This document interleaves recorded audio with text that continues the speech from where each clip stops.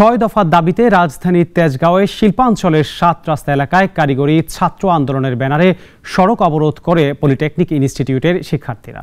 এই সময় তারা স্লোগানে বিতর্কিত নিয়োগ বিধিমালা বাতিল সহ ৬ দফা দাবি জানান। শিক্ষার্থীদের সড়ক অবরোধে রাজধানীতে যান চলাচলে স্থবির হয়ে পড়ে।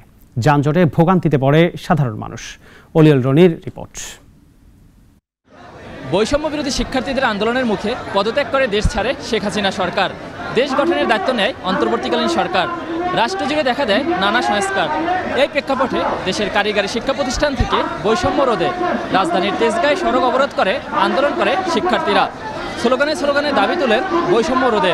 আমরা কারিগরি শিক্ষার্থীরা এই দেশ স্বাধীন হওয়ার পর থেকে শুধু ২৪ না ৭১-এর পর থেকে অবহেলিত। আমরা অনেকবার অধিদপ্তরে গিয়েছি, কিন্তু আমরা কোনো যৌক্তিক ফলাফল পাই নাই। কারিগরি শিক্ষা প্রতিষ্ঠানে অধ্যয়নরত একজন শিক্ষার্থীর স্বপ্ন ১০ম গ্রেডের সহকারী উপপরিচালক পদে চাকরি, কিন্তু এ পদের জন্য দরকার দীর্ঘ ১৪ বছরের অভিজ্ঞতা। যা খর্ব করার পায়তারা চলছে তা দূর করারও দাবি জানান এসব শিক্ষার্থীরা। সে স্বপ্নকে ভেঙে দেওয়ার যে একটা প্রচেষ্টা ২৪-এও গোপনভাবে চলছে।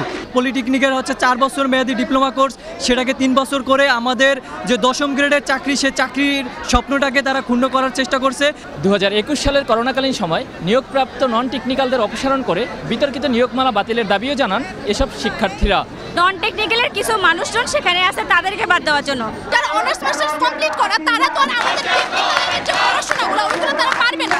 দেশে কারিগরি শিক্ষা প্রতিষ্ঠানে অধ্যয়নরত শিক্ষার্থীর সংখ্যা ২২ লাখ এবং উচ্চশিক্ষার জন্য রয়েছে একটি বিশ্ববিদ্যালয়, যেখানে সিট রয়েছে ৬৫০টি। কিন্তু উচ্চশিক্ষার সুযোগ বৃদ্ধির দাবিতে আরও ৪টি বিশ্ববিদ্যালয় প্রতিষ্ঠার দাবিও জানান তারা।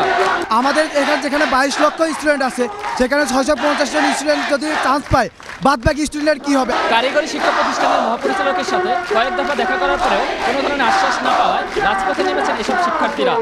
৬ দফার দাবি পূরণ না হওয়া পর্যন্ত লড়াই চালিয়ে যাওয়ার ঘোষণা দেন তারা।